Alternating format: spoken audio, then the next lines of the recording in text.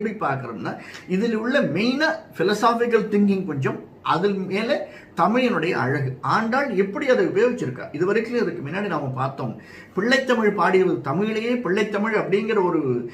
விசேஷத்தை கொண்டு வந்தவர் பெரியாழ்வார் அதற்கப்புறம் தான் பிள்ளைத்தமிழ் வந்தது அப்படின்னு ஒரு இலக்கணத்தையே இலக்கியத்தில் உள்புகுத்தியது ஆழ்வார்கள் தான் வேறு யாருமே இல்லை அந்த அளவிற்கு தமிழை வளர்த்தவர்கள் ஆழ்வார்கள் தமிழை வளர்த்தவர்கள் நாயன்மார்கள் அந்த தமிழனுடைய அழகை நம்ம பெரியாழ்வாருடைய பாசுரத்தில் பார்த்தோம் அதற்கடுத்து நம்ம பெரியாழ்வார் பாசுரம் முடித்து ஆண்டாளுடைய பாசுரங்களை திருப்பாவைக்கு அடுத்து நாச்சியார் திருமொழிகளை பார்த்தோம் அதற்கு அடுத்தது இப்போ நம்ம ஞாயிற்றுக்கிழமைகளில் பார்த்து கொண்டிருக்கிறது திருமழிசை பிரான் அருளி செய்த திருச்சந்த விருத்தம் ரொம்ப அழகான சந்தத்திலே அமைந்த பாடல் வரிகளவைகள் இதில்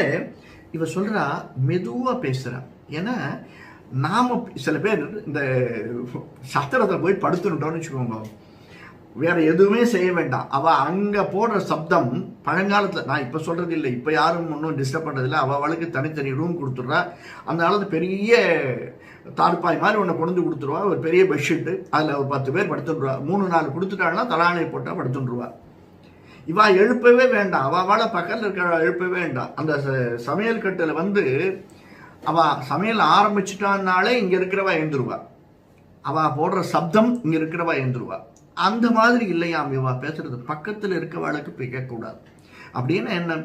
தன்னை தான் உணர வேண்டும் ஒரு ஆச்சாரியனாக சிஷ்யனுக்கு நீ சொல்லச்சே ஒவ்வொரு சிஷ்யனும் ஒவ்வொரு மாதிரி இருப்பான் எல்லாம் ஒரே மாதிரி இல்லை